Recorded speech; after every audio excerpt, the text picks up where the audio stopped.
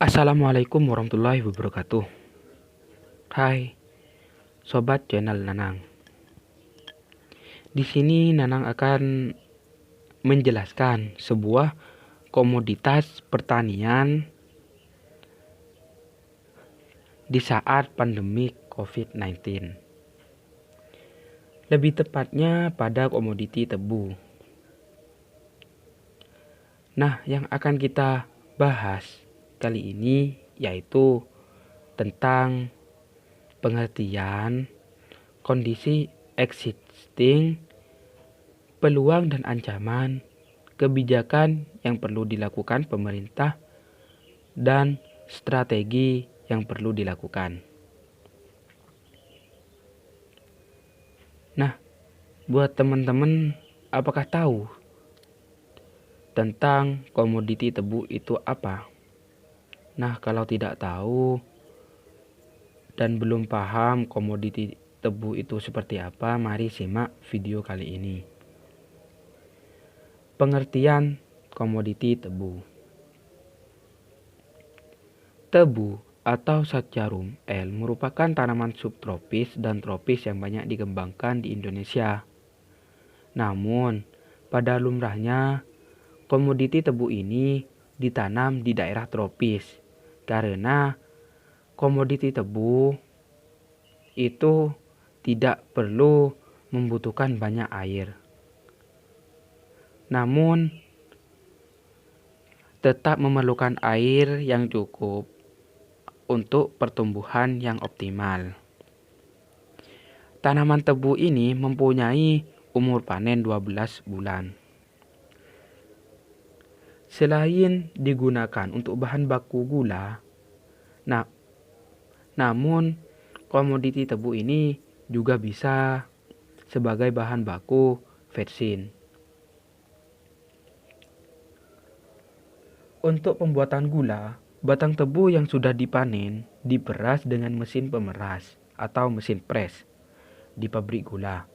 Sesudah itu, nira yang ada di dalam batang tebu atau kandungan pada tebu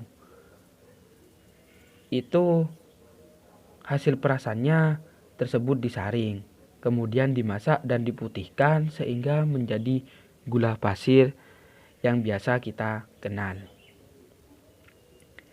Dari proses pembuatan tebu tersebut akan dihasilkan gula hanya sebanyak 5%. Kemudian sisanya yaitu ampas tebu berupa tetes atau molase dan air. Namun dari tanaman tebu, dari batang sampai ke daun itu mempunyai nilai guna. Dari batang atau ampas batang yang dihasilkan dari pengolahan tebu, kita bisa gunakan sebagai bahan baku pembuatan kertas. Dan untuk daunnya, daun tebu yang kering dalam bahasa Jawa yaitu datok adalah biomasa yang mempunyai nilai kalori cukup tinggi sehingga bisa digunakan sebagai bahan baku atau bahan bakar untuk memasak. Selain menghemat minyak tanah yang makin mahal dan bahan bakar ini juga cepat panas.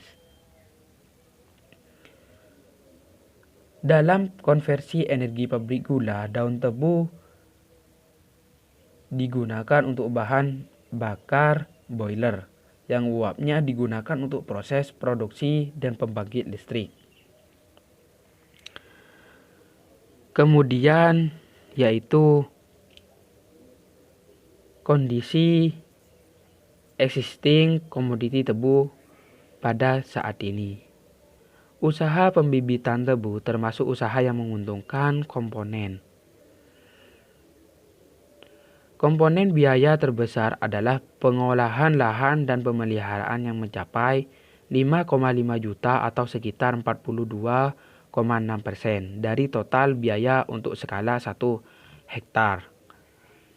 komponen sewa lahan juga cukup besar, yaitu 4,5 juta atau sekitar 34,2%.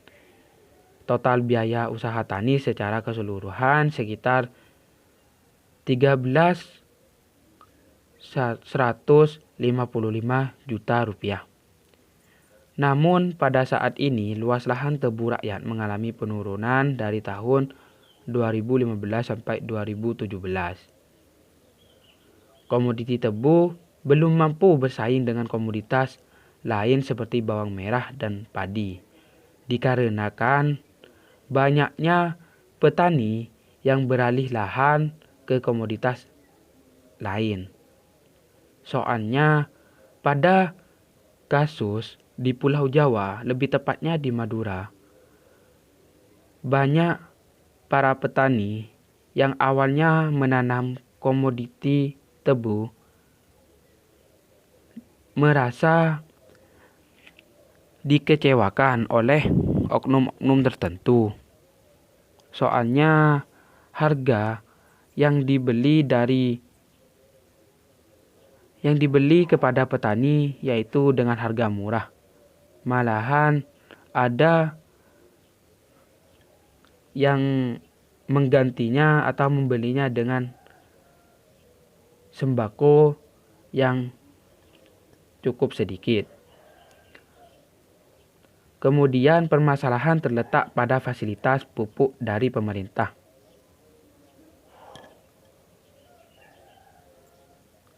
Fasilitas pupuk yang diberikan pemerintah kepada petani dirasa kurang optimal, dikarenakan banyak kasus yang masih memerlukan pupuk dan kekurangan pupuk. Kemudian kendala kelangkaan air menjadi kendala dan pembatas usaha tani dalam pengolahan lahan kering. Kemudian kurangnya pemberdayaan kepada petani. Dalam hal ini perlu adanya pihak pemerintah atau lebih tepatnya penyuluh pertanian untuk memberikan pemberdayaan kepada petani tebu tentang perlunya komoditi tebu di Indonesia, sehingga para petani tidak mengalihkan lahannya ke komoditi lain. Kemudian kondisi saat ini kebutuhan tebu nasional. Dilansir Detik.com, Kementerian Pertanian Indonesia pada tahun 2019 menyebutkan bahwa kebutuhan gula putih Indonesia mencapai 2,7 juta ton per tahun. Kemudian kebutuhan gula rafinasi untuk industri 3 juta ton per tahun.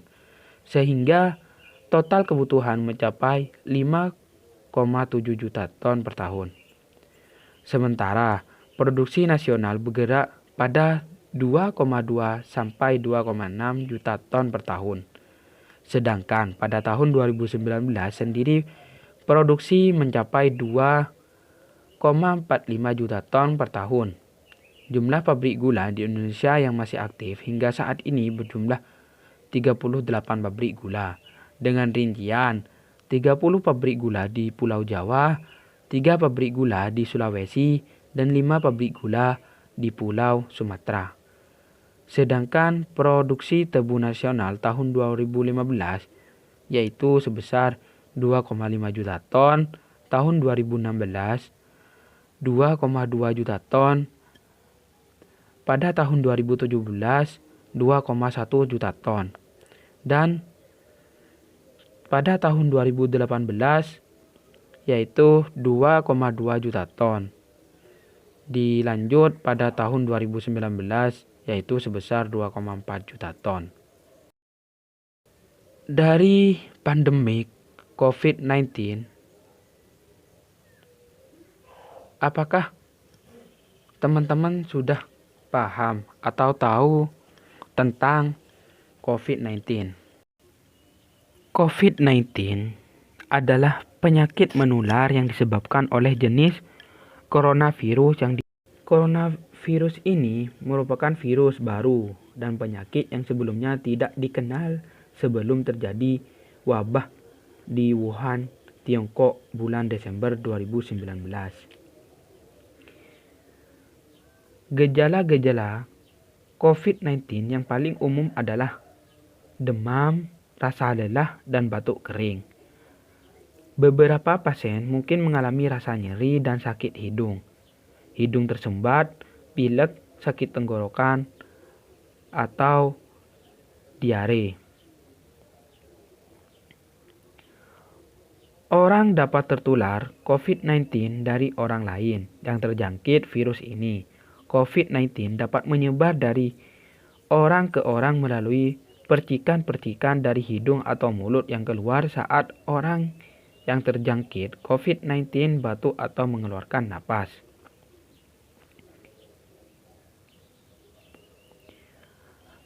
Dari masalah pandemi COVID-19 ini akan ada ancaman kepada komoditi tebu sendiri. Namun dari ancaman tersebut ada peluang yang akan dirasakan. Ancamannya sendiri yaitu yang pertama, mundurnya kedatangan gula impor yang akan menyebabkan harga gula akan naik dan akan meresahkan masyarakat.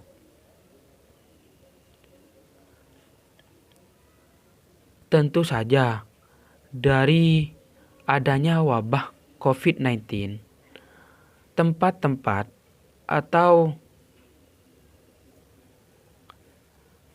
impor dari luar negeri ke dalam negeri akan ditutup untuk mencegah penyebaran COVID-19. Kemudian ancaman yang akan dihadapi dari adanya COVID-19 yang yaitu adanya oknum jahat yang akan memanfaatkan wabah ini untuk kepentingan pribadi. Yaitu maksudnya akan ada oknum-oknum tertentu yang akan memanfaatkan kepentingan pribadinya dengan cara mengumpulkan atau membeli gula dengan jumlah besar sehingga pada waktu tertentu pada harga gula yang naik akan dijualnya dengan harga yang tinggi. Kemudian ancaman yang akan dirasakan dengan adanya COVID-19 yaitu pada mesin kuno yang masih dipakai oleh Indonesia. Sehingga mesin pemeras tebu ini perlu membutuhkan perawatan ekstra. Kemudian lebih parahnya dengan adanya COVID-19, harga-harga bahan-bahan yang lain akan mengalami kenaikan. Dikarenakan bahan-bahan atau seperti halnya kue itu membutuhkan gula sebagai bahan baku. Sehingga bahan-bahan lainnya akan mengalami kenaikan. Dari adanya ancaman, ini akan timbul sebuah peluang, yaitu petani tebu lokal akan merasakan diuntungkan. Soalnya harga akan naik dikarenakan tidak ada impor dari luar negeri.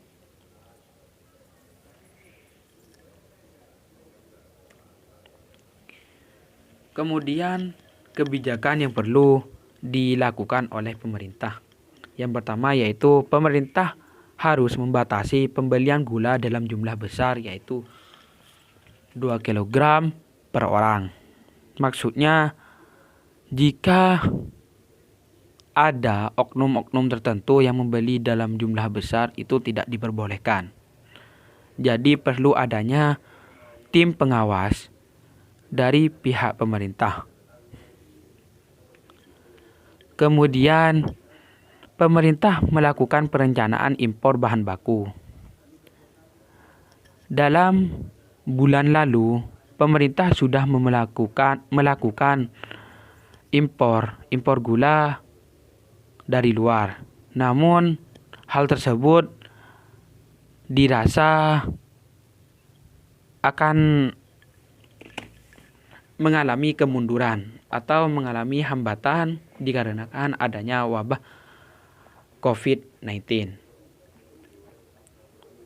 Kemudian kebijakan yang ketiga yaitu kebijakan non-tarif measure atau NTM dalam perdagangan pangan. Maksudnya yaitu pemerintah melakukan kebijakan tarif. Namun hal ini perlu adanya dari kebijakan yang kedua, yaitu setelah adanya impor gula dari luar, pemerintah harus menetapkan NTM. Namun pada kali ini pemerintah juga bisa menetapkan NTM. Namun itu dirasa kurang efektif dikarenakan kebutuhan gula atau pasokan gula yang ada di dalam negeri itu dirasa kurang untuk mencukupi gula nasional. Kemudian kebijakan atau strategi yang perlu dilakukan dengan adanya COVID-19. Yang pertama yaitu memaksimalkan hasil produksi tebu rakyat. Maksudnya petani-petani tebu yang ada di Indonesia didukung oleh sarana pemerintah untuk menghasilkan atau memaksimalkan produksi tebunya sendiri. Yang kedua yaitu perlu adanya pemberdayaan terhadap petani. Dalam hal ini perlu pihak pemerintah yaitu penyuluh untuk memberikan pemberdayaan kepada petani tentang komoditas tebu. Kemudian yang ketiga yaitu peran pemerintah diperlukan. Maksudnya perlu adanya tim pengawas dari pemerintah untuk mensurvei pasar-pasar yang melakukan kepentingan pribadinya. Mungkin itu saja penjelasan dari saya, kurang lebihnya saya minta maaf bila ada kesalahan atau penjelasan yang kurang berkenan dengan pemahaman teman-teman.